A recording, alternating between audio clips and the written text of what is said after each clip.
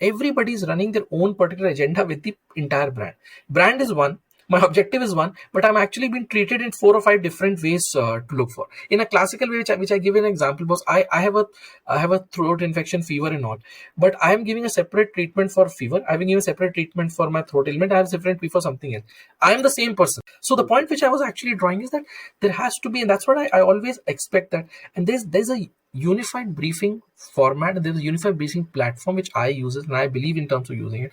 Anything that has to be developed from anything means anything, whether it's an event, whether it's a PR launch, whether it is to do with digital, whether it is to do with social, with content, all have to be briefed together. And I want to see a plan together. Whether you work for whatever agencies, but it's a very, very difficult task, I'll be telling you, because you have the teams. I would have attended some meeting, but it becomes very difficult for the teams to actually coordinate with so many people to get a file. But end of the day, I want to see a one unified plan. I'm not interested because my customer set remains the one. It is not different and bifurcated in different plans to look for. Agencies are not geared up for that.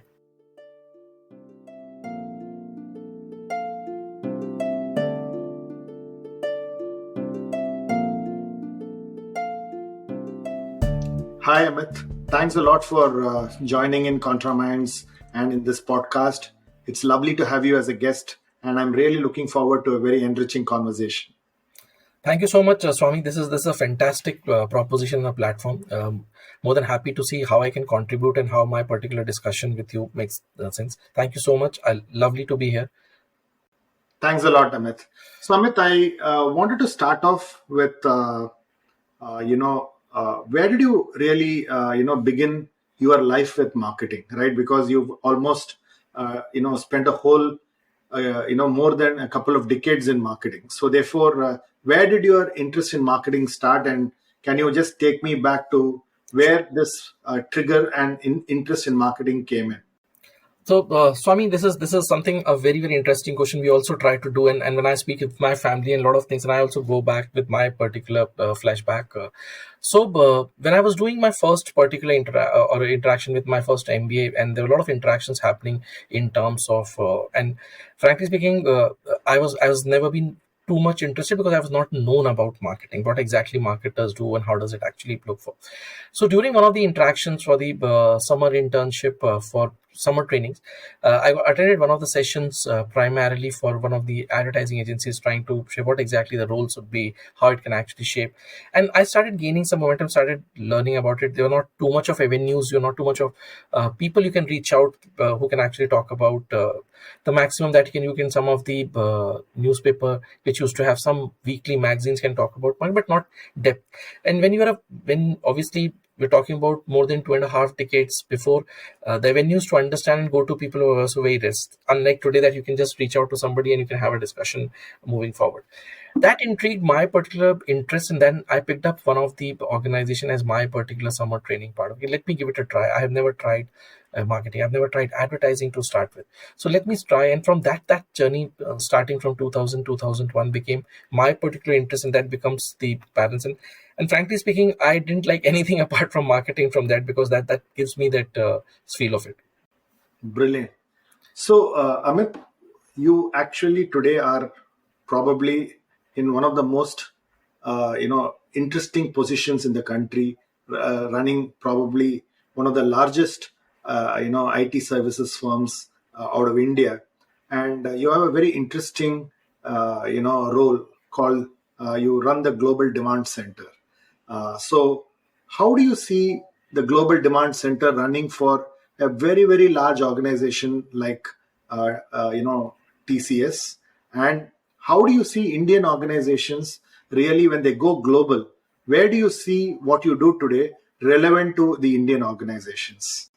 See, Swami, one thing is if you see what exactly is the necessity today, and specifically from the technology services portfolio, is you really need to have something which provides you end-to-end thing. When I say end-to-end, it's not about only delivering a marketing plan end-to-end, but it actually has to put all the threads of end-to-end that you do. And if I just want to take a step back and actually talk about what exactly is the role of a demand center. So it is basically in one line, it is messaging to measurement. everything and anything under this particular garb is what a global demand center does.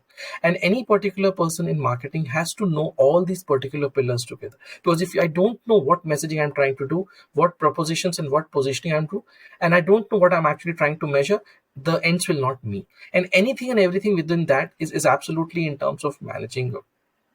The beauty of this particular portfolio is it actually gives you length and breadth of understanding each and every corner of marketing, not only from in terms of executing that, but what's the resultant impact of doing that. So that's first part of the question that you actually asked for. If you talk about Indian organizations, or there are a lot of multinational organizations within the framework of India or global are trying to implement the same particular model. Reason being is because that gives you a lot of scale in terms of, and also in terms of measurability, what you're actually trying to do.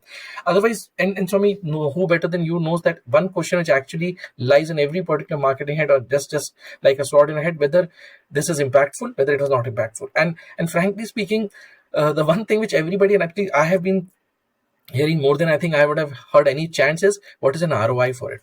And one thing which I realized, it's not about an ROI of a financial metric, that this is return on investment. The If you ask me from a marketing standpoint, for 2.5 decades that look for, it's return on investments rather than return on investment. It's a return on insights and also return on innovation that you actually do, because that's the veracity that a particular marketing portfolio gives to it. So any particular organization going forward has to look into how can you actually bring every silos of marketing under one particular graph, which can gives you an end-to-end activity that you want to do, or end-to-end program that you do. It's not about only a campaign, it's not about only one particular fortnight that you actually look for. It's entire continuous tense or continuous program that you actually builds in. That is how entire demand center actually looks, and it is very beneficial because it's not about having the one view of the customer, it's also about having one view of your activity that you do across the touch point, whatever you do, whether it's communication, whether it's content, whether it's content syndication, anything that you actually do gives you a particular veracity to look into what is the actual impact and how you can actually improve and get that particular ducts connected with your customer or consumers. Great, Amit. On that note, I wanted to really, pull back and look at the world of marketing. And, you used a very important, statement, which you said marketing is not just about campaigns, right? And so, how do you think marketing can get a seat on the table of the CEO? And how can you make a difference? And therefore, if you are a marketer today, what does the CEO need from marketing? And therefore, how do you get the most important seat on the table? Because I believe many marketers have vacated that seat on the table over the last decade or so. So what is the most important learning that you've had, which marketing needs to do to get the seat in the table with the CEO?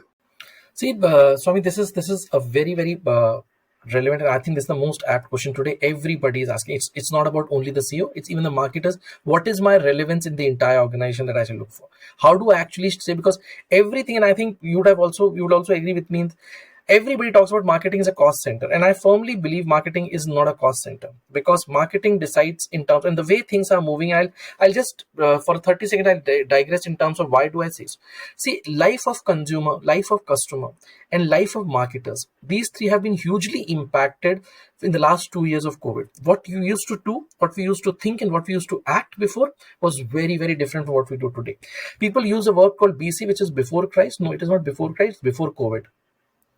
And DC is not about direct current, it's about during COVID. And AC is about after COVID, and it has actually impacted. And I tell you, these are not just an acronyms to put it across as a part of marketing, because marketing always blame that people come with new acronyms and new variations, but that's not the case today.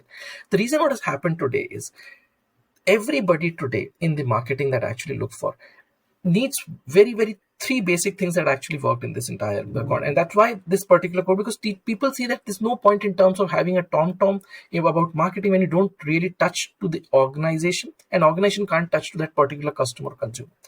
The first and most way, you have to be an agile marketer, and that's the first learning that COVID in last 2 years. You can't be making a plan for 2 years and then you know that this two-year plan is just a theoretical exercise and it will not be got implemented. You have to be always on the toes, and you should have that flexibility to move the way the consumer and the macroeconomic situation move. And most importantly is in terms of interdependently. That is very important today. You just can't have a silo working within marketing or outside marketing within the organization. That's most important. Last but not the least, which actually gives you a right matrix or right conversation to drive it within the leadership or the management, is accountability. Is marketing keeping the hand to the heart, can take that particular accountability, saying, hey, yes, this is the objective, I am ready to take this particular accountability of what I need to deliver, and that is what I need to. The only thing, and that which is the most important thing, that as a marketer I feel, and I have a lot of discussion and debates in a lot of forums that I do, the columns that I write, is please don't caveat marketing only in terms of this is the financial ROI and please deliver that. Let marketing present their own particular matrix that you want to, and measure the matrix, get and make which is relevant for marketing. And if you ask me, three things very important, which is also just to sum up this particular idea, three T's, which is trust, transparency, and technology. The trust within the organization, within the marketing team, that we have to collaboratively, interdependently deliver. Transparency with your particular customer, because customer is 500 steps ahead that you actually think.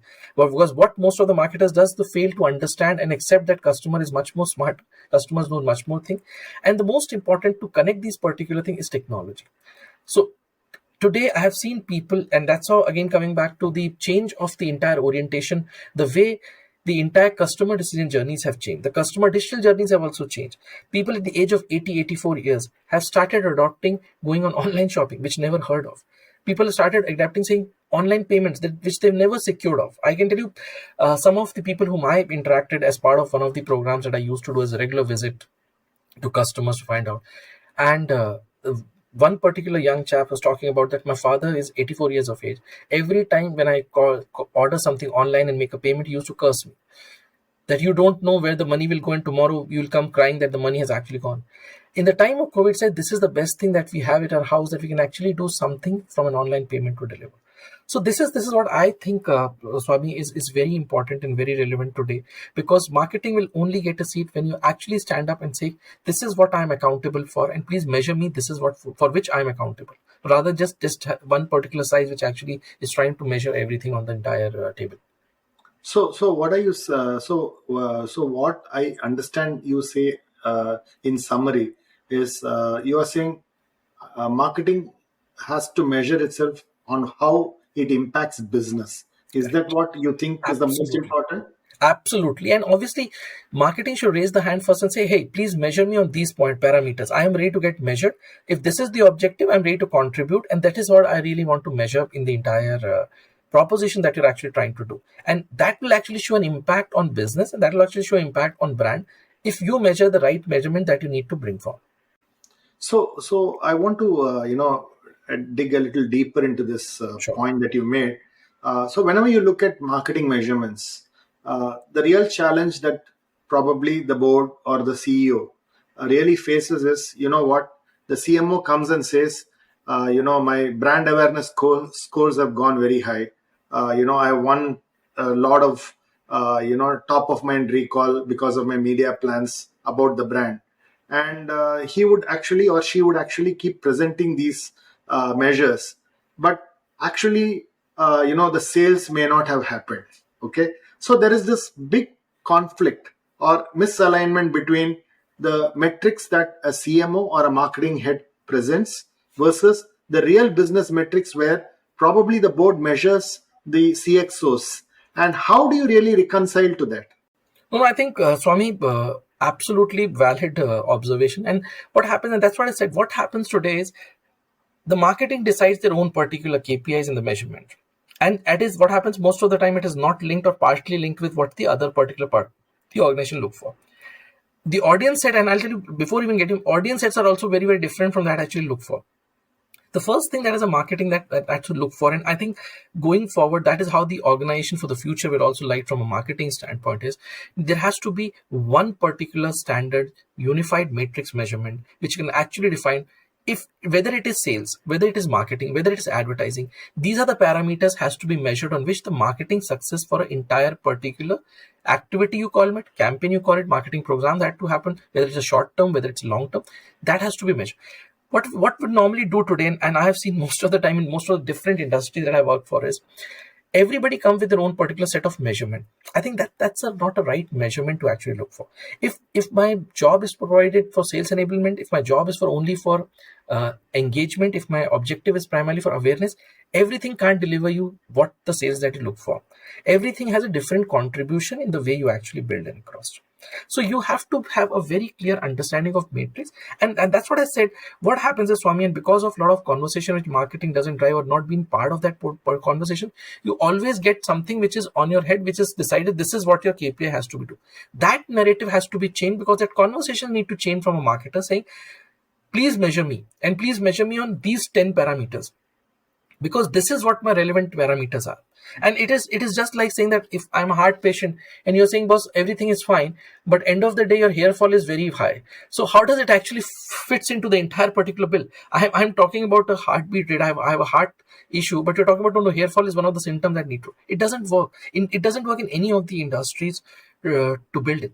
The only thing is, need to get that particular conversation right with the right matrix in terms of the alignment. Because what happens is that obviously this question comes to marketers, and since I'm representing a fraternity of marketing today, what happens today, marketers are also shy in terms of having those conversations, whether I will be able to deliver. If you're not convinced what you need to, don't go. Just take a step back and stand up and say, no, I will not be able to deliver. That's fine. But doing a dissection and doing an entire particular cut through tomorrow, when you think that the things have not worked, it will not work. If I'm actually trying to run a marathon, but I'm trying to gauge the speed of 100 meters, it will never work. It will never work in that balance. So I do remember, Amit, many years back when I was talking to you, you were actually running organization where, while you were the CMO, you also called yourself a business head, right? Because I think we have had conversations around, your manufacturing, timelines. We have talked about distribution challenges. Okay, Correct. many things that we have spoken about. So I think you have played a role of not just a CMO, but you have played a role of actually owning a business vertical and running it.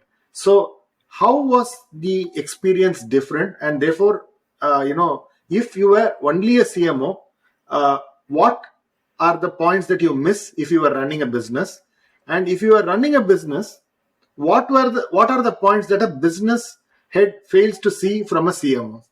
Okay, so very very interesting, tricky question, Swami. So one thing which is very very important when you actually see, I've always believed, and I've said, I am not a support function. I'm a business function, that I've always believed, and that's what my conviction is. And there are a lot of data and stats which I've shown it to a lot of places. I work for organizations where you also have to appear for the board in terms of proving, and most of the board members will not agree in terms of how does market, and you need to literally work not only hard, but also in terms of a lot of logics that you need to put with data. One thing which I have always learned from this thing is, anything that has to have, and that's what I coined, and I use this word very smartly, is data driven operating marketing and data driven operating model. Very important. It's not about what I think, it's not about somebody else think. This is what the data on table. We may agree, we may disagree, we can dispute on that's perfectly fine. In terms of one thing which normally doesn't happen, or largely happen in very very small pieces, is primarily in terms of how you can have a meaningful conversation, rather than it is just between a marketing head or a CMO talking about, or somebody from a sales or a business talking about. I think that's what I actually think. Most important thing between, and that's what I always call that my partnership and my running in with most of the sales head business have been very very fantastic. Because first question, that is, what is the problem that I can solve along with you? It is not that I want to run my marketing agenda, you have to run your business. No, that's the first thing. That what that changed the entire narrative, the way people look for that he is trying to help me in the goals that I am trying to, and that has to be the marketing goal today. When I say this, it is not about saying that marketing should not be a cost engine. A sentence or a statement will not make any difference. The difference is, can you able to deliver with that business? If the challenge of the business, let's say, is to grow by 25% year on year, or to be the number one or number two player in that category, you can't give him something, boss, I want to win the best awards in marketing. That conversation falls and fails there only. Now, coming to the second part, Swami, that you talked about, in terms of if as a business head, what I actually, if I understood the right, is in terms of what I lack as a business head, or what I actually from a marketing head, what I lack from a marketing head. I think one thing which few or the most of the business heads actually try to fill, because it's maybe because of the too many things on their plate and all, is in terms of seeing the big picture approach. That whatever you do in marketing today should not be very myopic to 4 or 5 or 6 weeks as a particular thing. Think from a larger thing. Think from always on that you can actually build, because brand is built 365 days. It's built 24/7. It's not about when you build and it's not about done through only advertising and campaign. Every particular touch point, either from a retail to a customer service to a reception to people interacting with that customer, it actually builds the entire thing, which I think is little myopic from, because they say, boss, my target is this quarter or this particular month, so don't give me something which I can look for 6 months. I think that's one thing we should look for it. When it comes from a marketing to look for it, and I would have also done, I would be very I would not be I think 100% if I say no. Marketing also sometimes actually give it up after saying that, boss, end of the day it's a business problem, let them handle, let's do what the problem it is. And I think I would, with all conviction, I would have also done in my book. It doesn't work. It doesn't work in today's scenario, which people doesn't want to look for it. Few minutes back, when I just talking about one particular term which I always believe is interdependability is very, very important. Whether it is business or marketing or business, silo working will actually, it will hamper you. It will hamper your function. It will hamper the business and overall the organization and the brand to look for. And that's something which would be very, very difficult if you don't manage. Then most of the time you heard, I've seen in most, and specifically in a very, very high involvement consumer durables where I've actually worked, where half of the time of the discussion of the meeting only goes putting in terms of this, the numbers have not happened, the blame goes to whom. Which will actually, because end of the day, this entire particular debate will not suffice anything. Neither the numbers will go up, neither objective. It's better to collaborate. It's better to actually understand the objective. And the last is to marry those objectives collectively. The objective has to be the business. The objective has to be marketing, but it's not purposely different. Because I always believe in one philosophy, which most of my particular seniors and bosses and professors told: marketing is not a function of or, it's a function of and. So it has to plus, it has to add what you're actually trying to do in the entire spectrum. So, very, very nicely put. The and the or example was brilliant.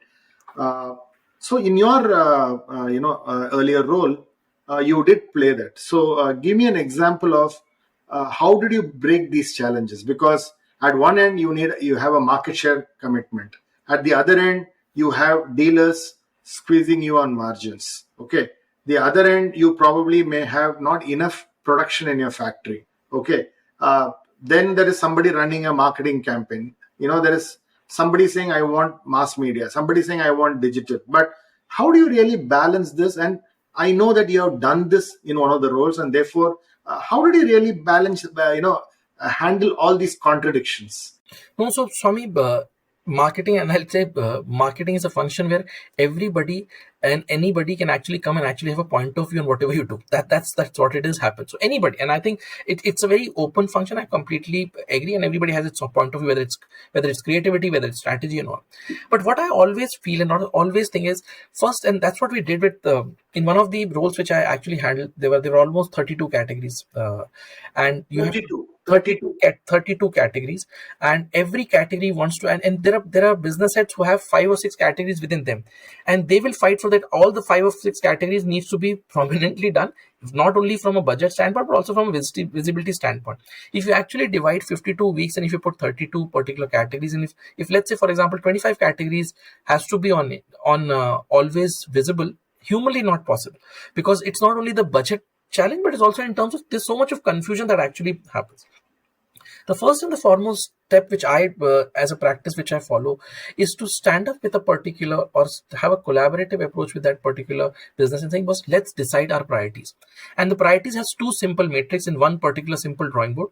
What is my business priorities and what is my brand priorities? Because end of the day, those particular categories should contribute to the master brand, and vice versa, the master brand has to contribute to those particular categories. There are some categories we collectively take to the call, boss, the numbers from business and number from your particular data doesn't show that we should promote it in a very high way. Let's try and find a smart way to do it. And let's start having, and I would have done almost with 18 such meetings before the year begins. So normally I've started doing it from the month of November, so that the fresh year can actually get into the entire particular planning. Most important is getting your business and marketing planning aligned. It will never work. That, and now mostly people say I'm making my marketing plan. No meaning of that marketing plan till the time your business plan is actually aligned to it. And there are many, I have done most of the mistakes in my previous assignments and all. We will create a fantastic, we'll close our marketing plans, we'll close our everything before the year starts, but it is not a buy-in of from a business. What's the point in terms of those? And I learned a very hard way in terms was it will not work, and it doesn't work in those particular things. It has to have one particular planning matrix. This is what we're actually trying to plan, keeping both the objectives in mind. And let's review it every particular month rather than quarter. We may decide something doesn't work because, as you rightly said, sometimes manufacturing doesn't support, sometimes you don't get the product on time. You decided a date that we want to do a Diwali launch, and specifically in a consumer durable industry, Diwali launch, something becomes very big, you don't get it. Fine, what is my plan B? How can I actually move from there? And again, coming to the point for me, every duct has to be connected and thread together. So it is not about that I will think about advertising once I will see the plan, or once I'll my product will know. I think if you have to do an advertising, what is the advertising will play a role in that entire particular business orientation that needs to. How does the business will get benefit? It's not about I want to make 10 different creatives and I want to look for it. Your true sense of awards is the true sense of meeting the matrix for the business, rather than I have applied for 10 awards and I got all the awards for it. And tomorrow when your particular business head stand up and say, boss, today this is what we have achieved because of marketing support, this is what the marketing has delivered, I think your award is already done. So coming to the crux of this particular point is, I think it's about complete aligned planning that you do. Because what happens is when you do a planning across it's a very, very, very, very tough process. It is about very easy to say because it involves a lot of time, energy. Plus also you also have to see that the other particular partner should not get uncomfortable. So because you're trying to roll it, but once you start solving and once you start getting into his particular shoes, saying, boss, I am ready to move in this entire space with you, and it is not my agenda, it's our agenda. End of the day, it's our business goal. The entire narrative changes, and that's how people look. Also, one thing which Swami, as a marketer, I learned and felt, which is also very important to it, is most of the business heads will come and say, boss, this is my B2B business. I just want to keep it very simple. This is my B2C business.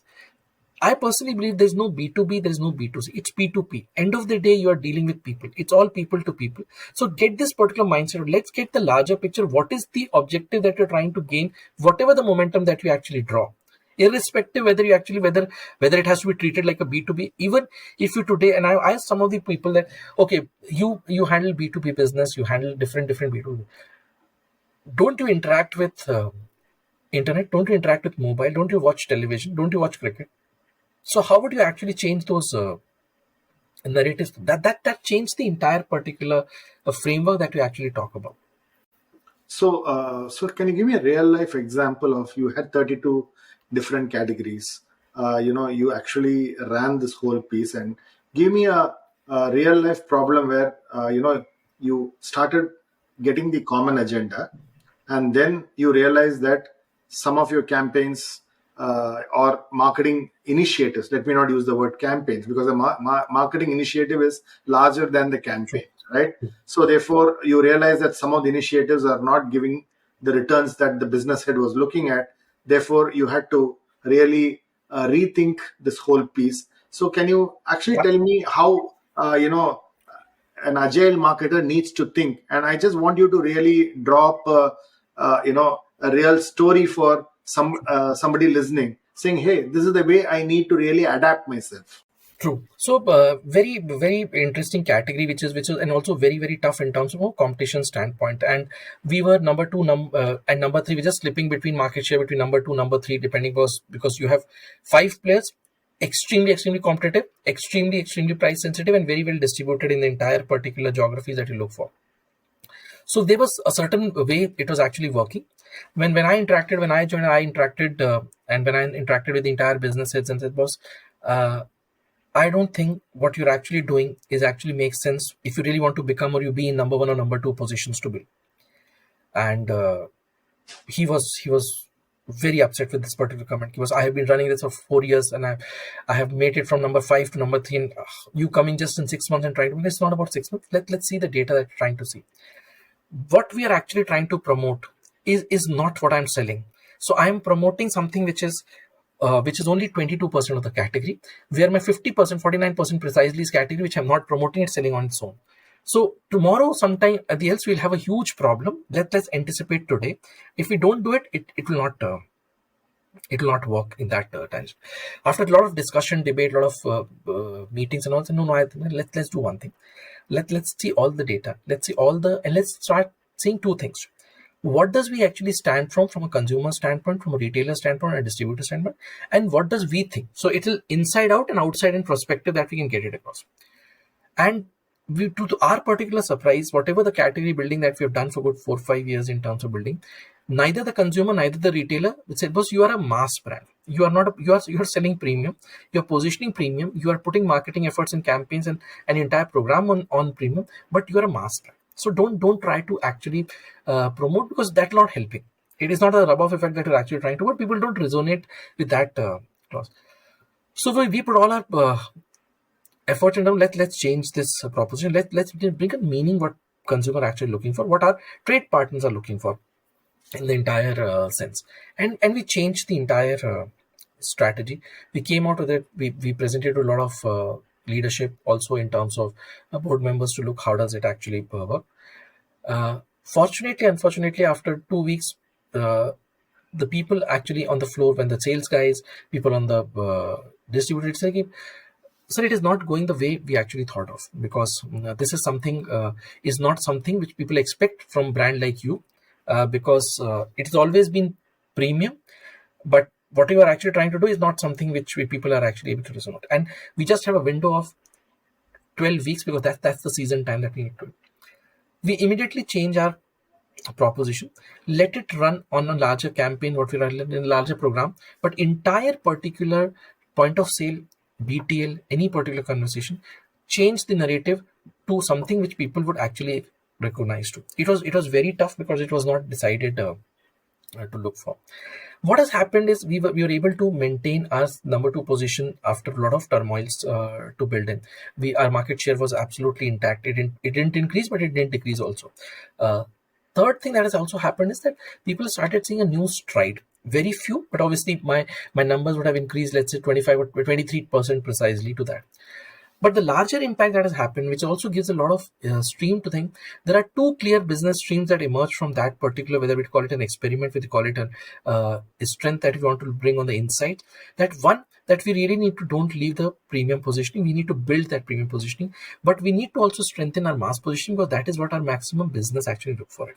So once after 6 months or 5 months, when we started thinking about the next particular year plans in terms of what should be my business plans in terms of going next year, we decided was, now we need to increase the business. And if I really want to become the number one, these two streams, which has accidentally or by particular experiment that we actually got it, we will actually try and see how we can actually build those particular two streams, and that will be very helpful.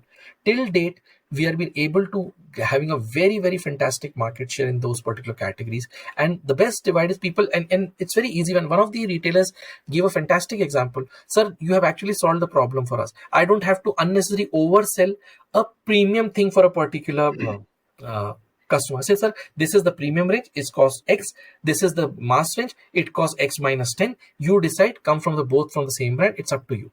And that is how it is from a agile marketer, because in a seasonal product, the only thing is you can't have a choice to do a mistake and then you just have to correct that particular mistake and move. But I think because of the support of the team and the business, it was very lucky and helpful to actually do that, and that to also do in a meaningful way to move from there. So therefore, you actually you did not change just the marketing campaign, True. But you are saying you did a major rejig on the product Correct. mix. Yes. And therefore, you worked as a marketing, as a marketing head with the business to actually go back and say, let's build a premium brand, let's build a mass brand, and let's ensure that we run. So therefore, you have to rejig your product mix itself, is what you are saying, and it was nothing to do with the campaign. You had to get involved in the product mix itself, is what you are saying. Product list was also in terms of how do you really need to place that particular product, because what happens is when, and specifically in a season time, when you reach to a retailer and distributor gets confused, sir, yesterday 5 days back you gave me this product, this is the listing, now you're saying no, this is what you changed, because he doesn't have time during in the entire particular time of season. He doesn't have that time because that's the time he wants to maximize. So we change end to end everything. And that's the beauty of a market, because marketing is basically, it's a knowledge hub and center for everything, because the power of data actually gives you that particular power of marketing and power of conversation that you actually do. And when it comes to data, it is not about what is a salesperson saying and what's a perception and that's what I always use it, that two things that from a data that we need to flesh out, which is very clear: what is my insight and what is my observation. Don't try to match to insight plus observation will never be an outcome or decision that needs to look for. There has to be two different ways that needs to look from entire way that you actually work. So given that you had to work with trade partners, trade partners are almost like theater owners in a movie, right? So therefore, the worldview that they come from and the worldview that the brand marketers come from are almost like poles apart, right? So therefore, if you are a CMO and if you are running it, you just end up actually getting frustrated because the sales guy is actually he has a partner in the in the trade partner, because there's a lot of push from the distribution end that happens. So therefore, as a CMO, how do you think the cognitive bias, if I were to call it, okay, of the brand framework, the trade framework are completely different? So how do you really reconcile to this? See, one tangent, Swami, which is also actually trying to put a lot of reverse pressure, I would say, to a marketer, to a business head, to a brands, are your online platforms.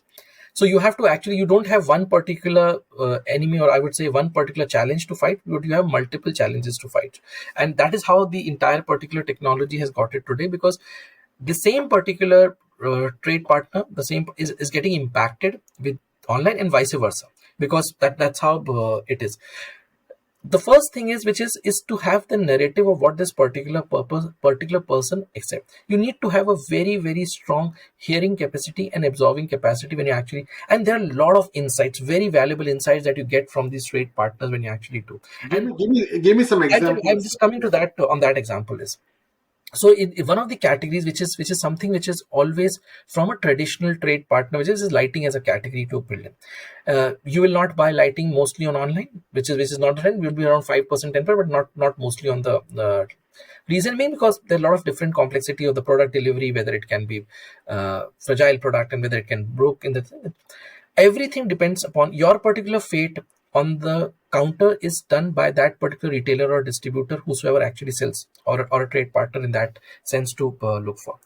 So not only your relationship, but your knowledge of the product, your knowledge of your particular journey that you're actually trying to do makes a huge sense for him.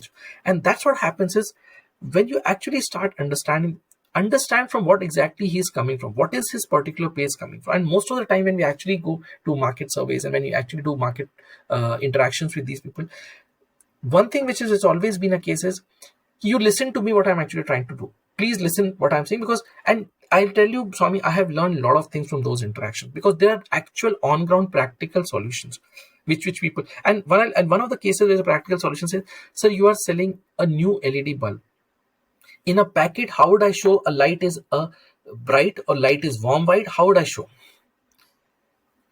Somebody in a category is selling LED bulb on radio. Can you feel through the voice what does a light actually comes through it? So he said, please give me a one particular display board where I can show 5 watts, 10 watts, 11 watts, 15 watts, 20 watts, and I can show how does different colors from a warm white to actually normal light, how does it will enhance my particular base. And we thought about it actually makes sense, because tomorrow if person will not, and it's a new concept, LED was a very, very new concept at that point of time. Why would somebody invest 2 times or 3 times then from a CFL if you want to convert into the category? And if I become the category leader, if I can actually convert that, let's try and give him something what he actually wants. It's an investment, yes, it's an investment, but what are we actually trying to do is 2 things. One, we're actually gaining the confidence of that particular trade partner. Second, we're also trying to do a category education job, category building job. People may not see it because it is not a high impact advertising, but it is actually a bamboo strategy that I'm actually trying to do, and I'm actually trying to get into every particular retail corner for it. And we did this, you won't believe it, the success of that is, in first particular year when we actually closed it for, we anticipated about having a 20-25% market share in that category. It actually grew to 39% in that. And the insight is because it's all about feeling and seeing, because light is not something that I actually look for it. I'll also tell you one example relevant to the same context is, at that point of time, home decorative lighting was not a very big concept in India. And in that case, even today, we have around 85-90% of players in the home decorative are basically local players, or somebody importing from a different company and putting you something as a more economic product. And nobody thought of having a branded particular concept of having a home decorative lighting store. The first thought and everything is, people should come and feel what you're actually selling, because this is something which is about feel that particular impact of the light. You can't be selling it through brochures, you can't be selling it through. And we understood, because of the learning that we have from this category boss, we need to have our own particular light lounges who can actually give that entire particular impact of people can come to your particular place and actually showcase. What has happened is, all the influencers in the category, like your architect, interior designers, lighting contractors, specifiers, these particular people stood up and said, boss, this is the place I will take my customer to, where I can show what is the best will fit into your particular room and how does it actually move from your thing. So extremely important to understand and involve the entire particular insight with this particular and act on it. What happens is, most of the people will go have a fantastic market visit, understand, but the deliverability is not happen.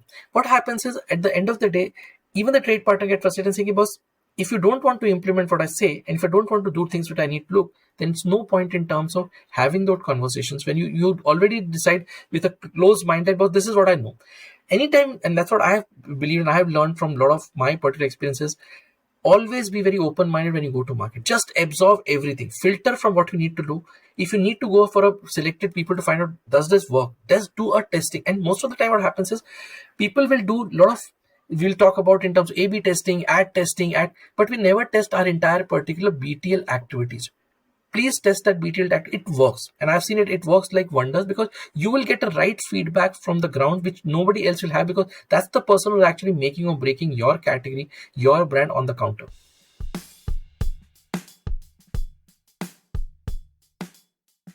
Contraminds is a podcast dedicated to decoding people, minds, strategy, and culture.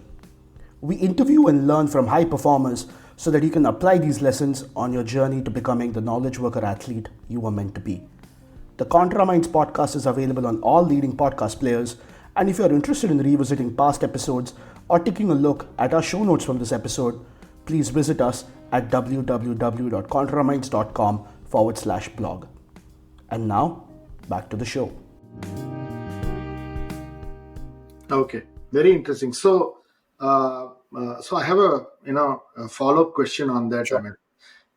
So here is a problem that you stated, saying that unless until the category education is done, the category share may not increase, right? True. So now you are actually in a peculiar situation where you have 100 rupees to spend, and you probably need to put it in light lounges and not in a campaign, right? And but your marketing team is always looking at what is my next campaign. Okay, so how do you handle the contradiction within your department?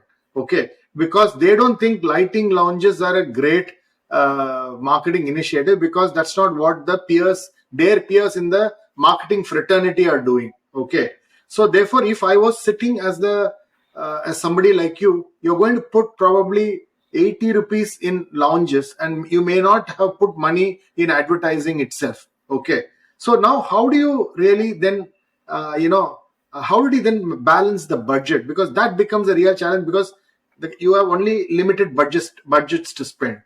See, one beautiful thing which happens with lounges is it is actually helping you from a local area marketing lamb, which we actually talk about. Because if you are actually doing a tom in the entire particular world, it will not work, because it has to. Today, if I'm staying in an X part of the city and my particular vicinity and light lounge in the next 5, 7, 10 kilometers, I'll definitely visit. But if it is 20, 25, I will never go, because that defeats the purpose of getting into it.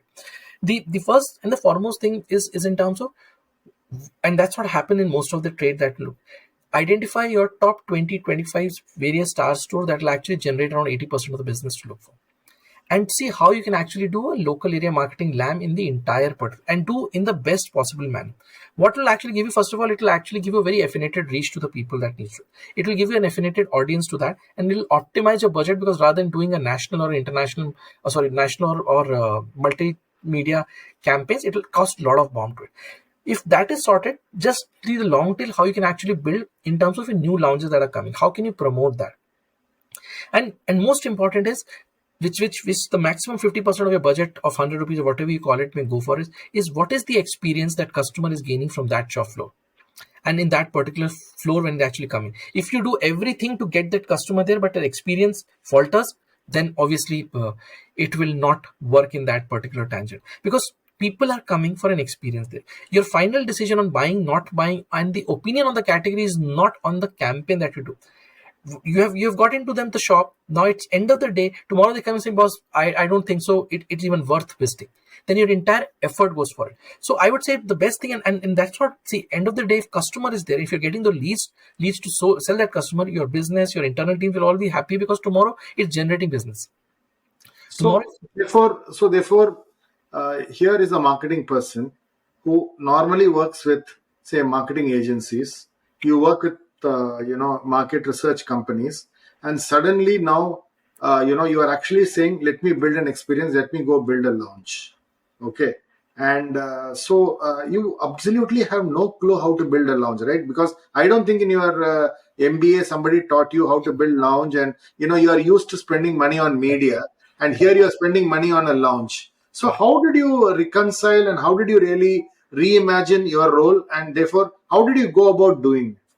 See, it was, frankly speaking, it is just about rolling your sleeves. And as you rightly put in, Swami, nobody in the club, we hired from the best of the retail and all, but they were not from the trade itself. They're not from the lighting trade or something else to actually do it. They're from a different trade who actually came from. So somebody coming from, let's say, a sportswear can't give you they can give you about what a store should look like and how does a store selection things, but will not give you what exactly from a lighting standpoint to look for. So a lot of experimentation, a lot of learning that has happened on ground in terms of, and you really need to be always on the toes from that. And there are a lot of, I would say, a lot of mistakes to finalize what exactly it is. So for somebody would say, no, you're putting everything here.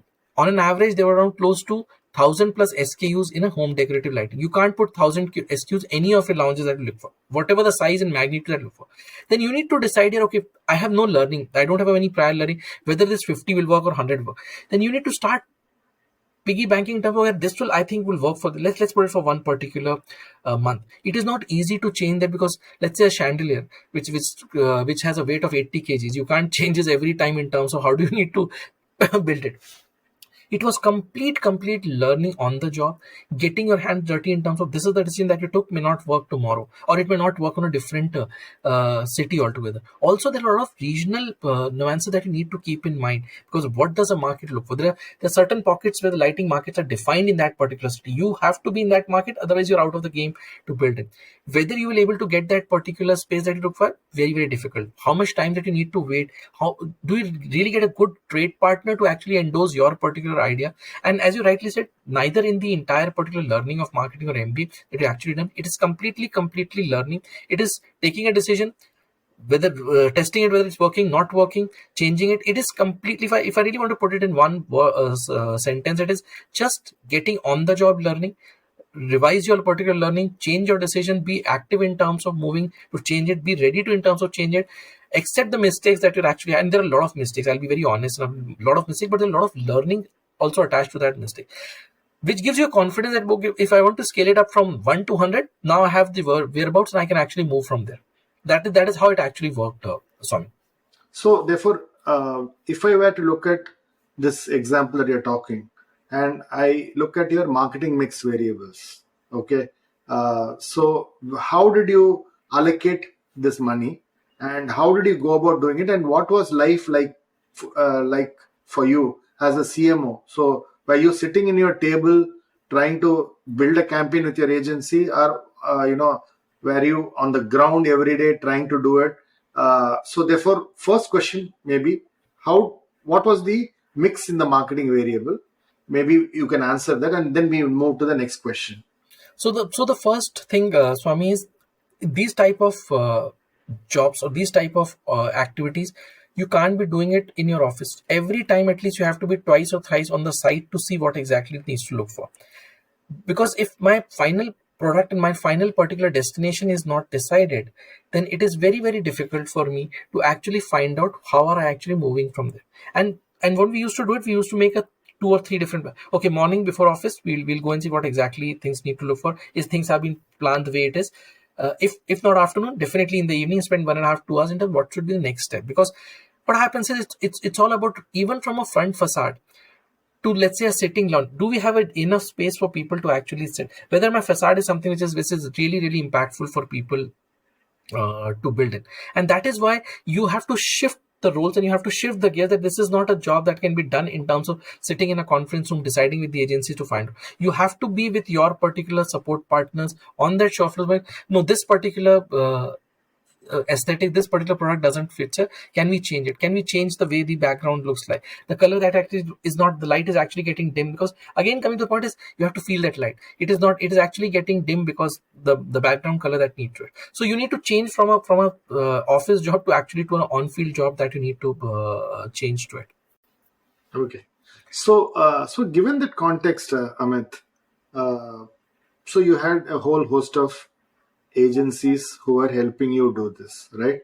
So do you believe the agencies of today have a sense of the business challenges, or do they have a sense of just the next campaign to be developed? See, Swami, they have the sense of challenges, but is that enough to have a sense of challenges? Because if you really want to be the agency for the future, I think first thing that has to need to look for is to get into the challenges that a business is happening, not the challenge that you are internally facing. And I would say, and you would agree, you have seen most of these things before in your particular career to look for, and that was a beautiful model I always advocate is, and that's what the need of today and the future is. To be a future ready agency, you need to have an integrated marketing agency, not a silo different agency. I am a AOR media agency, I am a AOR, it doesn't work that way. Today the solution which a particular client looks for is an integrated solution to bring for. I'm not interested whether you take a data science expert from XYZ part of your business or somebody else. I need what is an end-to-end solution for me. The reason being is, it's not about in terms of always cost, it's not about optimization of. I really need to see how are you actually envisaging my particular customer journey in today's digital world or in today's connected world. I'm not interested in having a fantastic campaign, it's fine. How does this particular campaign will get hands, legs, and always the mouth, which is the conversation to build across, which is people. I would not say that they don't have a sense or they don't want to have the sense, but the larger piece which is there in the entire thing is, they don't understand, they don't want to change that particular model. Reason being, because just try to sell what you actually have, and that will actually falter a lot of things going forward, because that is not the ask of any marketers today. I meet so many people across and that's one pain area which every conversation comes: how is your agency performing? Do you able to take the challenges that for it, or they're able to understand for it? And that is where actually, and I would say why it's a very very serious observation and a point to discuss it. Because if I am depending on my particular agency partner as my particular arm to build him, then it will be very very difficult if they are not up to the speed, or they're not in the my, if they don't have a buy-in of my particular business objective, then it's very difficult to actually travel in the same journey. So what I'm hearing you say, let me articulate it. From what you're saying, Sure. is that you're saying they understand the business challenger, but they probably today are working in silos.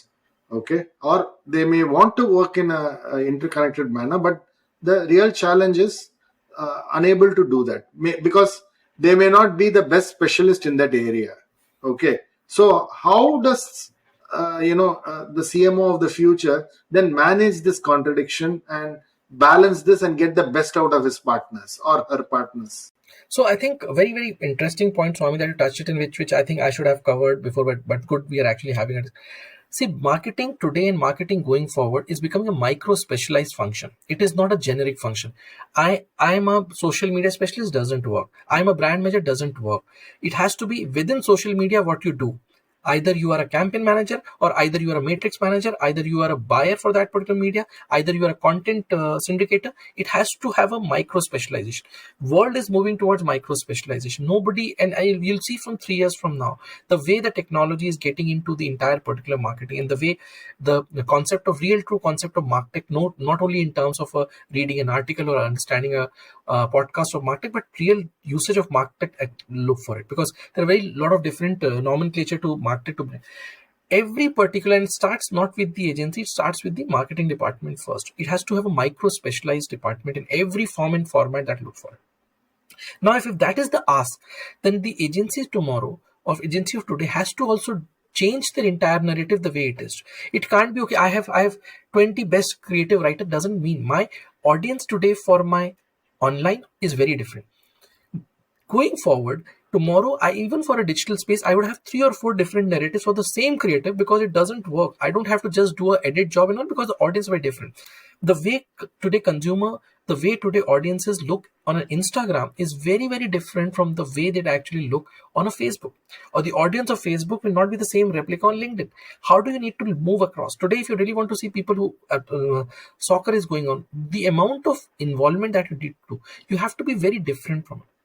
So now, coming to the point in terms of how does the agency actually needs to look for, the point is very valid what you said. They understand, but nobody is ready, because it's silo working is one particular part. Everybody is running their own particular agenda with the entire brand is one, my objective is one, but I'm actually being treated in 4 or 5 different ways to look for. In a classical way, which I give an example was, I have a throat infection, fever and all, but I am giving a separate treatment for fever. I will give a separate treatment for my throat ailment. I have a separate fee for something else.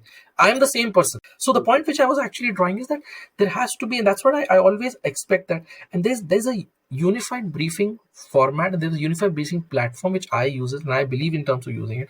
Anything that has to be developed from anything means anything, whether it's an event, whether it's a PR launch, whether it is to do with digital, whether it is to do with social, with content, all have to be briefed together. And I want to see a plan together, whether you work for whatever agencies, but it's a very, very difficult task I'll be telling you, because you have the teams.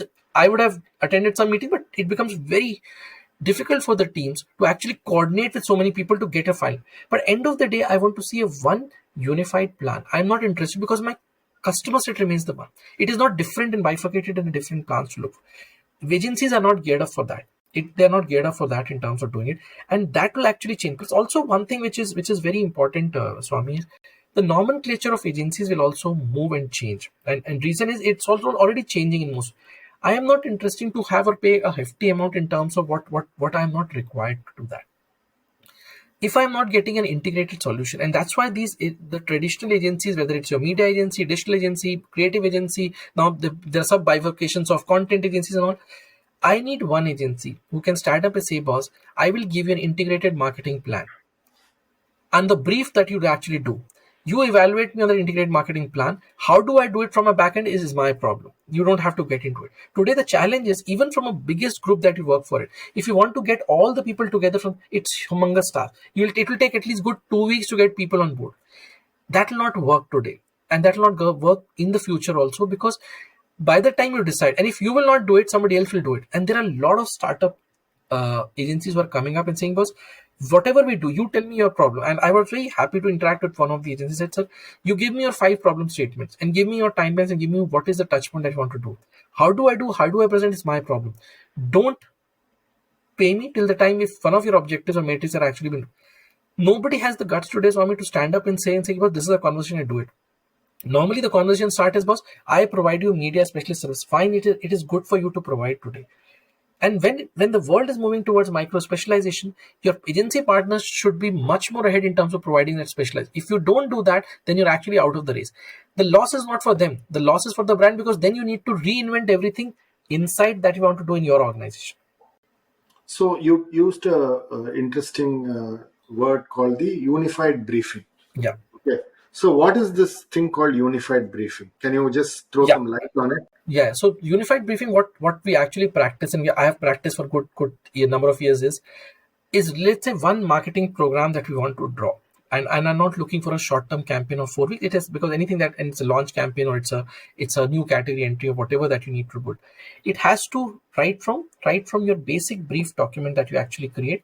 Every particular individual who are a part of this. When I say an individual part of the agency is, let's say, a media agency, my creative agency, my content, my digital, my PR, my events agency, even my shop floor retail agency that needs to. Everybody has to be briefed at one point of time.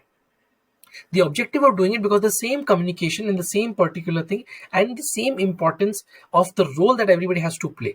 What happens to that, and I have done enough of that, and I would say multiple times, the best part is everybody will actually get the same sense of priority for everyone.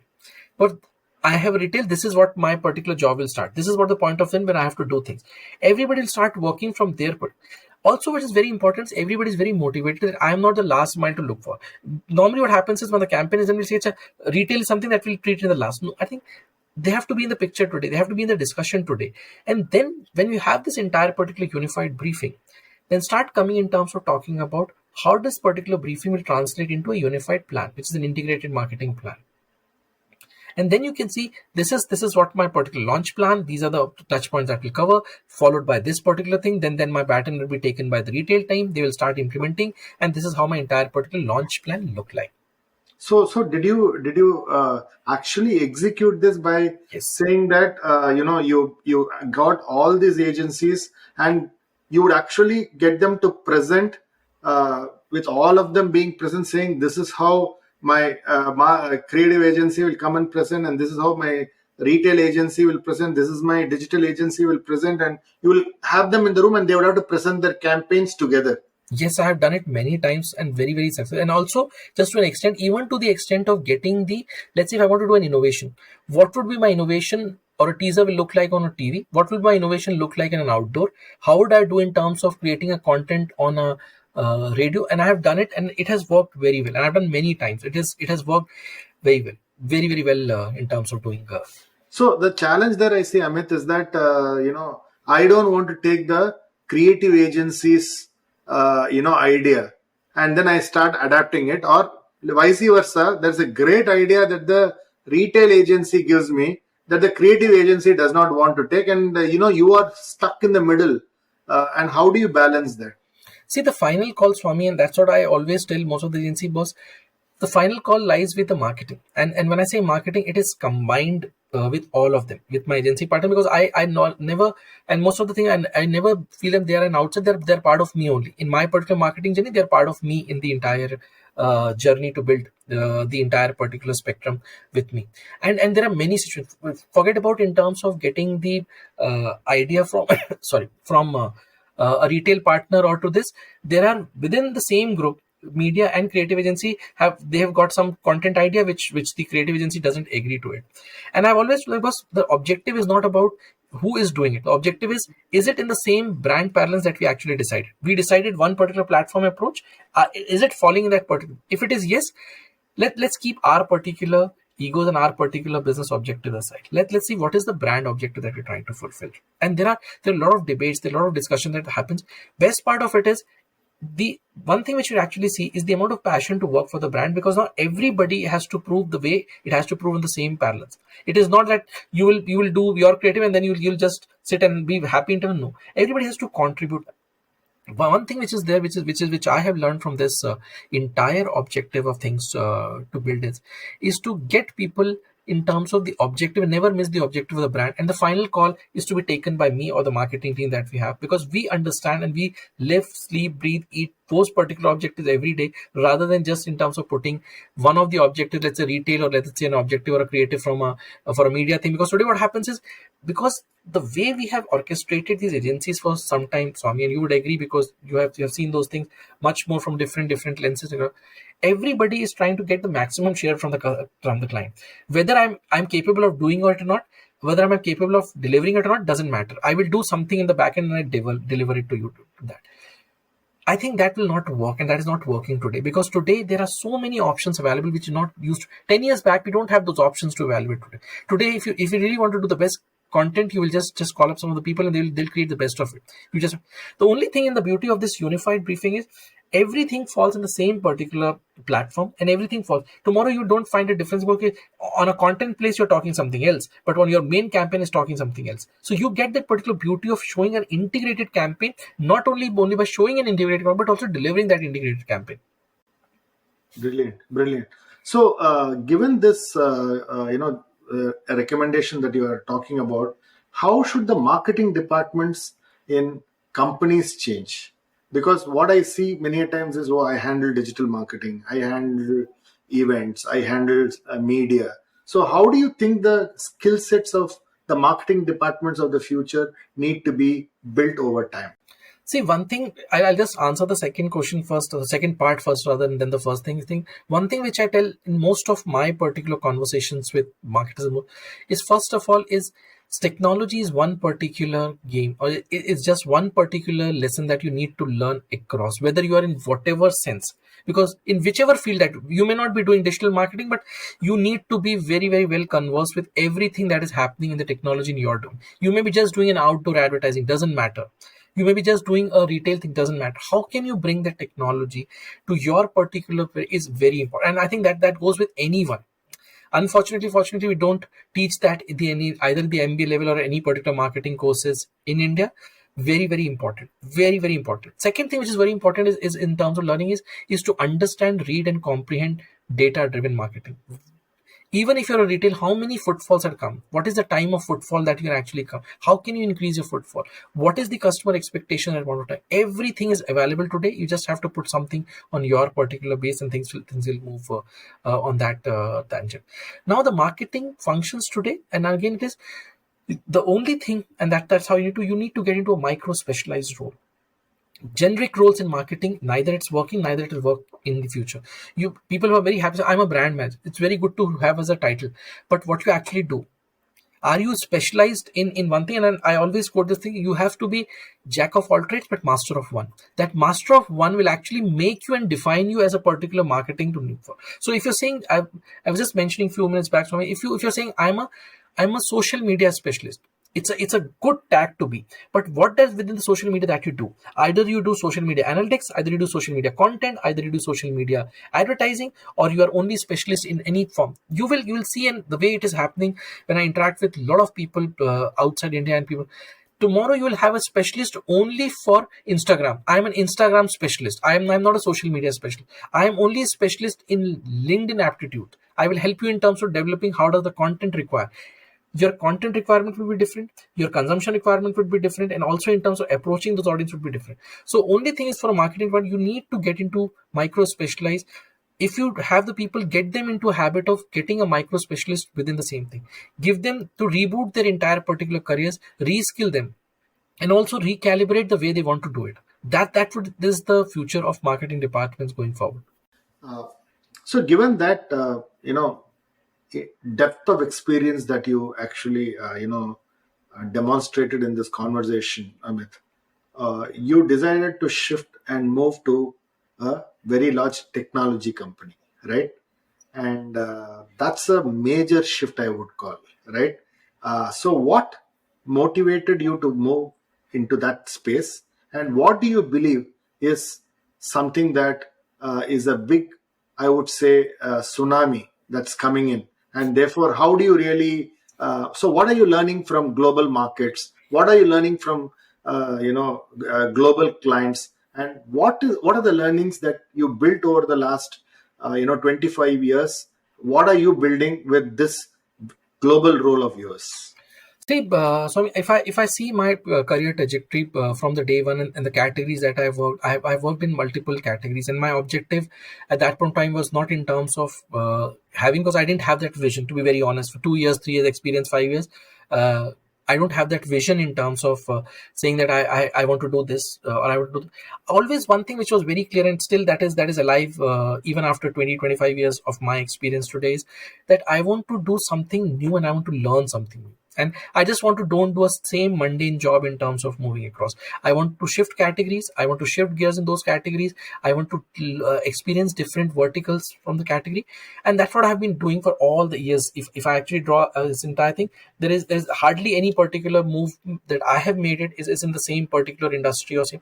The idea is just to have a multi-linear experience to build in. And if I would, as I just mentioned, there was no particular thought 20 years or 15 years back that will I do a multi-linear experience. I didn't even have that thought in my mind to do that. But when I see today, after looking back in terms of that, has actually generated a lot of experience, multi-category experience to look for. And that really helped, and that really helped big way, because today the amount of knowledge that you actually carry from those practical experience of working in those categories is huge in terms of working. Now, coming to when I made this particular shift from a technology organization, the idea is again the same. I have worked in everything. If I talk about FMCG, consumer durable, electronics, electricals, automobile, every particular category I have actually covered. Now, try and see how you can actually add a lot of value to the technology base that you can do. How can you actually sharpen your skills and learn from those particular, because that will add a lot of significant value from two tangents. One is because technology is something that is actually moving in a very fast, and it's not about technology that you need to know hard technology. Your consumer would actually move to a much more tech savvy than you. If you understand the consumer base and if you understand the technology, then the consumer tech will actually make you to a lot of different and evolved as a marketer. In marketing as a function, which I always believe is, you really need to, just by doing an agile marketing is not about in terms of doing agile campaign or agile programs, but you yourself as a marketer has to be agile in terms of learning and taking those new challenges. That learning from your particular previous learning that you have done can actually make you a much more refined contributor of knowledge within the marketing to how much I will be able to do, I don't know, it's too early to say, but that is what I think. I always try to do that, because that learning is very different. Most of the I've seen, and most of my mentors and my particular seniors previous have told me one thing which they have done as a mistake. I mean, never stop learning. These designations, these, once you reach to a level, will actually make you much more complacent. The more you today become complacent in marketing, the more it is you're actually moving towards your closure of your career. If you really want to be actually moving out into marketing, learning is that actually makes, whether it is, and the best thing is to have on job, roll your sleeves, get into it, get your hands dirty. Maybe you may succeed or not succeed, but end of the day you'll have that learning to move from. So, Now, so the what last, have you? sorry, I'm so sorry. This last part which you mentioned in terms of learning from the global markets, enormous learning. I think the best learning that you actually from a marketer is to learn the marketing culture and the culture of that particular globe that you're actually doing. You have your fantastic plan on marketing. You have a fantastic way to run a program, but culturally that is not working. It's very important. Second thing is, the way you actually need to know is to collaborative working. You work in different time zones, somebody else as your partner work in different time zones. Are you able to collaborate? Because great ideas reception only having once you have a good collaborative mindset. If you are able to collaborate much better, everyone will able to actually give you your particular thoughts. And it's always in terms of two great minds collaborating in marketing will actually give you, and it's a huge learning. It can't be expressed, it can't be felt, but it's a huge learning, because every day if you do 5 to 6 calls from 5 or 6 different geographies to it, you will find something or the else as new nuances that you actually add up to things. Plus also the different multicultural level in which marketing is moving, which actually open your particular brains to think very different. Some countries are 10x ahead of you, some particular countries are 5x below you, but end of the day, you are able to see the entire spectrum today, what you can actually learn, how can you use that learning in different particular markets, how can you actually help those people to learn, move from there. So that is what how I have envisaged in some few years that I've been here in this particular role. So what have been your interesting perspectives? Because it's a massive role that you are doing. So suddenly, it's not the traditional FMCG kind of marketing. It's not the consumer durable kind of marketing. So what are the various things that are very different? And can you give me some initial experiments and successes that you are seeing? And how do you see a technology company adopting marketing? So one thing which I'll just add on from the last question that we actually one which is very important, whether you work for a FMCG company or whether you work with technology thing. If you really want to get into a marketing leadership or a leadership yourself, it is an L2L process, learning to leadership. If you actually build to it, and that is how whatever the learning that you have from last so many years, either from a domain expert of marketing or a category expert of different categories, from FMCG, retail, to whatever categories that you actually work for, it actually gives you a very, very different feel that you actually do. Now, coming to a technology company, I always believe, and that's how your principle remains and practices changes. Those same principles that you can actually apply from a practice standpoint of a marketing is a very, very different or orchestration to the entire thing today. And what will happen is, when people look up to you as a senior marketer in the entire organization, their expectation is in terms of as a helping hand to develop those particular challenges along with them. And if you see, everybody will be more than happy if you're able to contribute to those challenges that you're looking for. And specifically, if somebody, and very different challenges. So let's say a challenge is in an X category in a technology is very different from a Y category. And how do you need to look for it? How does it actually help? And what you learn is, with all the vast experience that you have done, this is the time that actually helps you in terms of developing and shaping and working across. Otherwise, what happens is, normally people say, no, I will have the same particular formula for XYZ, whatever the cat. It doesn't work. So with your particular knowledge that you bring on table, people also will be more than happy to collaborate and participate, saying, because this is what is actually making sense for my market in my particular category. And a lot of success in terms of when we actually talk about people and say, okay, fine, you have been discussing an XYZ. Is this the right proposition? I think this is what I feel. And when you go with your narrative and ask these guys, do you think this is right? People say, we have never thought of it because we are not marketers. We are basically from business side, we have never thought of this product. Let's explore in terms of moving. So the freshness of knowledge from an outside perspective that you actually bring, most of the people will also help in terms of, this is something worth spending time, and let's see how we can actually do and start owning those propositions. Okay. So what has been your, learnings, especially suddenly, you will have a retail vertical, you will have a, B2B vertical, you may have a BFSI vertical, the way technology companies talk. And these are multi-billion dollar businesses, right? And you have to do marketing or run your global demand center for running, these opportunities. So what are the new marketing elements that you added to the arsenal, and how have you kind of seeded it in the organization, and I would say cross pollinate these learnings, and how can you give me some examples of how you have been able to build it? See, one thing which is very similar to the number of verticals, what I have handled, the number of verticals, the only difference is the change in the nature of the verticals, because so that is not something which is. But one thing which is very, very different and very different from my particular learning is, even if you talk about any particular vertical, let's say BFSI or any particular, there are multiple sub verticals that you need to really cater to, and everybody has a different ask, and everybody has a different point to build in.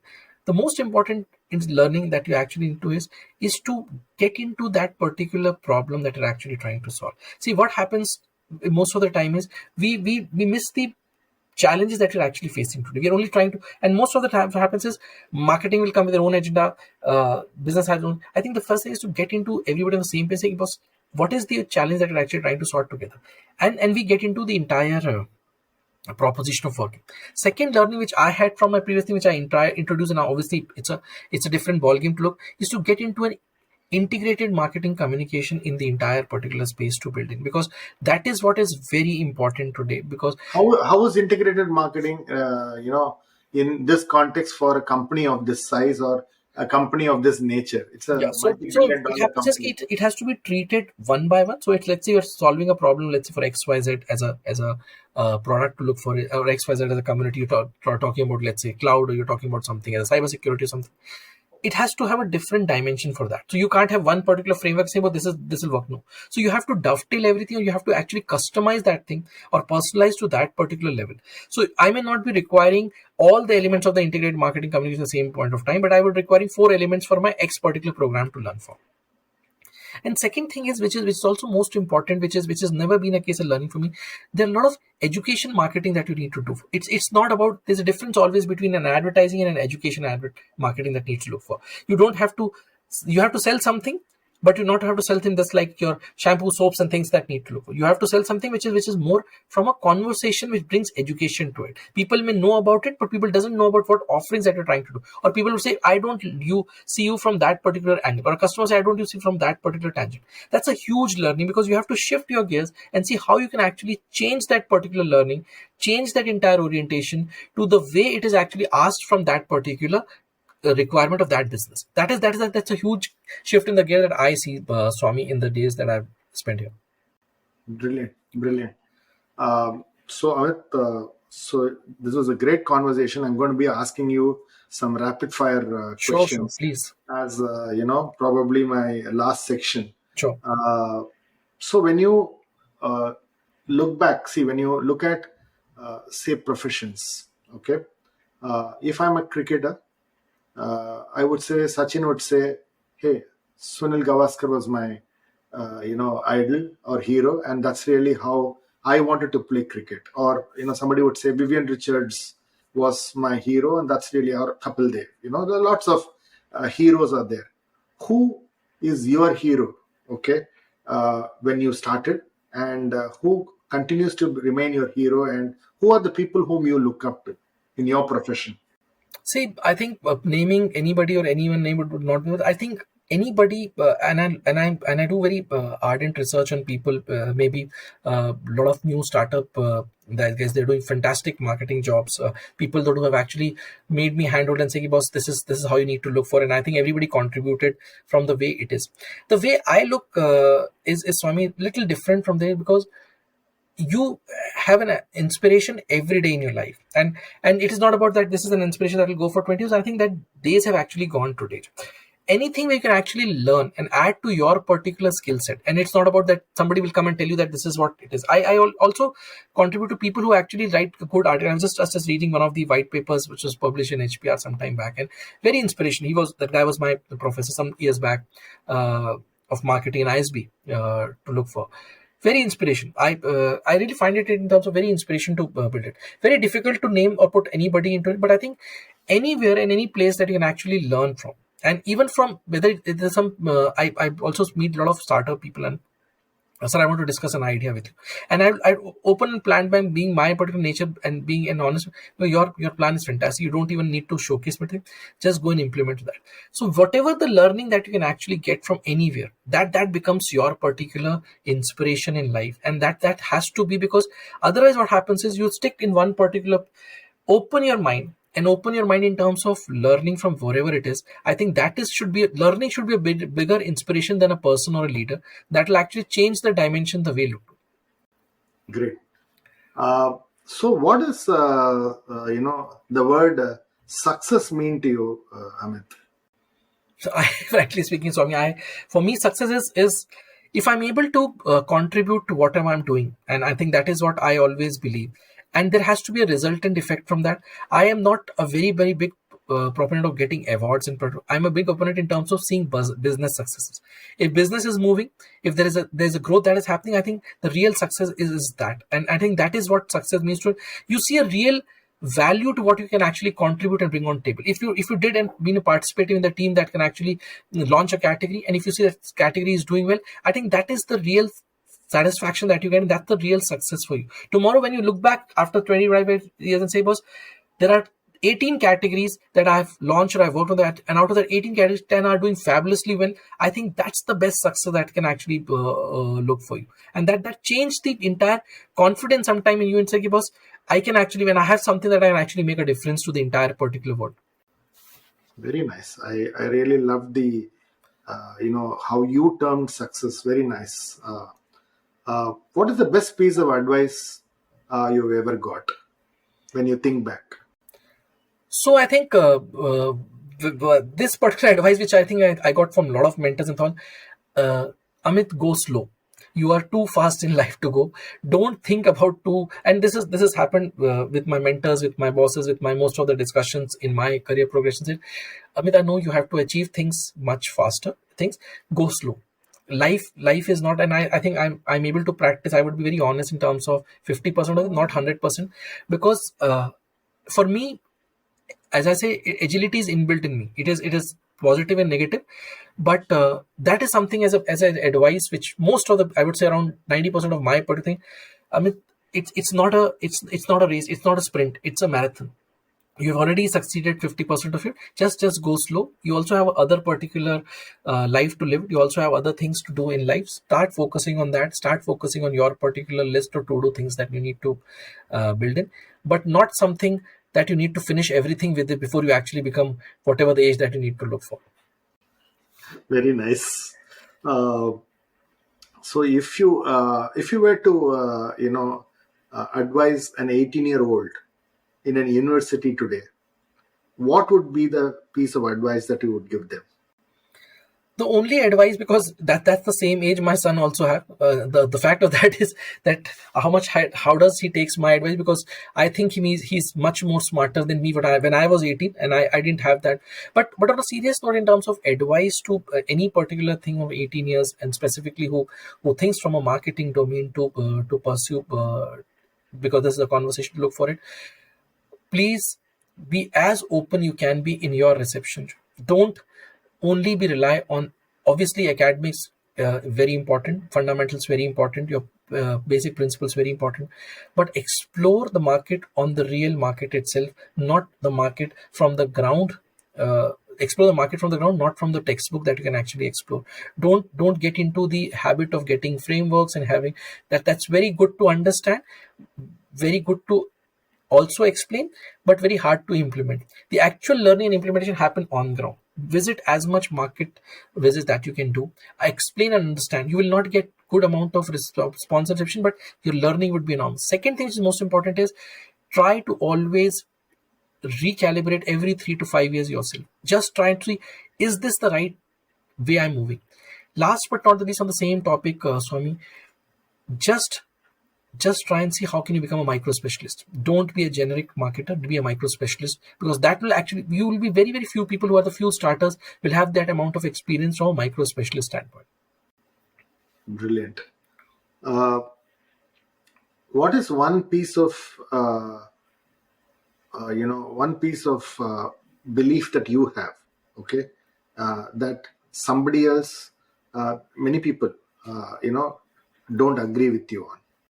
So one thing which and it's not many people, I think I can name, mostly don't believe in that, and I believe in that. See, as you rightly mentioned, success has a very different meaning and connotation and definition to it.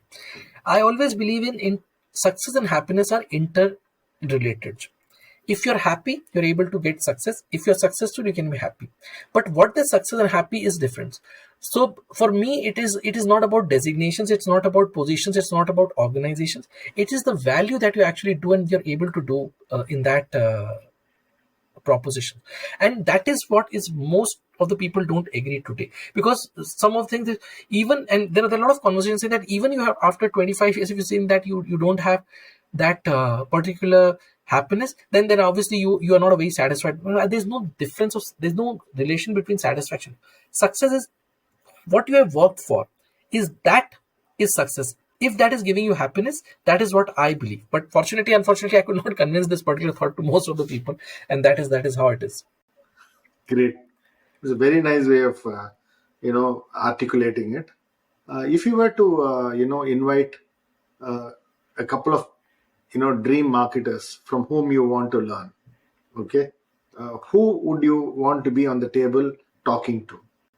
Very difficult question, Swami, because I would say many marketers, I would have looked for it in different places, to look for, and I've learned and I'm still learning from most of it. Names would be very very difficult to pull it across, but the only thing which I always keep my ears and eyes open, anything that, and I do as a practice, is if I find a very good relevant article on somewhere, I will just try to pin that particular person on LinkedIn, or if the email ID is available, that how I can actually just break a conversation from it. So I recently, can't take the name there, but I recently just have a conversation, one of the very very big giant FMCG organization, and she came out with a very very good idea in terms of what exactly should be the nomenclature of advertising to look for, and very very beautifully articulated. And I just texted her in terms of And obviously I didn't expect that she will respond.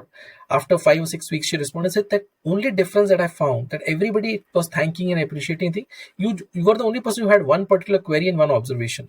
So let's connect. So I think would be many, sorry I could not get into the name specific to it, because it will actually be justice and injustice to a lot of people who actually contributed in making No, their that's attempt. great. No, So that is, it's your prerogative to say, but what's important is I think it's important to so ask that that's question. the idea, Swami, which I see, and that's what I follow today is, and that's why I could not put, and why the reason behind not putting the names is anybody, and I said anybody from 18 years to an 80 years who can actually contribute in my particular learning, increasing that particular field, can have a conversation. I think that is what I feel are very important. What's the book you're currently reading? Oh, it's a very interesting book, which is nothing to do on marketing. Which is I will just have, I can show it to you that it's basically the a lot of people talk about ecosystems, but people really don't get into what exactly the ecosystem is. So this is Ecosystemize Your Business is a book. It is a book. I'll just show it to you. This is the book I'm currently reading and referring to. Ecosystemize Your Business. Yeah. So the reason I picked up as a part of the collection to look for it, because if you see frameworks, ecosystems are something which is under the sun most abused work after strategy and digital and transformation that you actually talk. But this gives a real sense in terms of how you can actually utilize those particular concepts in your day-to-day business. So I've just started, I think, a very 3 or 4 days, but very interesting. The way it has been narrated, it's very interesting to build across. Fantastic, fantastic. Amit, it was an absolute delight talking to you. The width and depth of experience that you spoke about, what a marketer needs to have, is something that I think will stay in my mind, and I'm sure it's going to stay in our audience's mind for a long time. A lot of things to learn from, a lot of things to leave behind, I would say unlearn, and you've really articulated it very well. And thanks a ton for your time, and it was a pure, refreshing 1.5 hours that I've had with you. And I'm sure this is going to be a huge learning for many of the audiences and marketing professionals who are going to be listening to this conversation. Thanks a lot. Thank you so much, Sundar, for having Swami for this entire conversation. And I really look for it, because after a very long time, I actually thought of having such a detailed conversation on marketing. It actually refreshed a lot of my minds, Swami, on the entire things.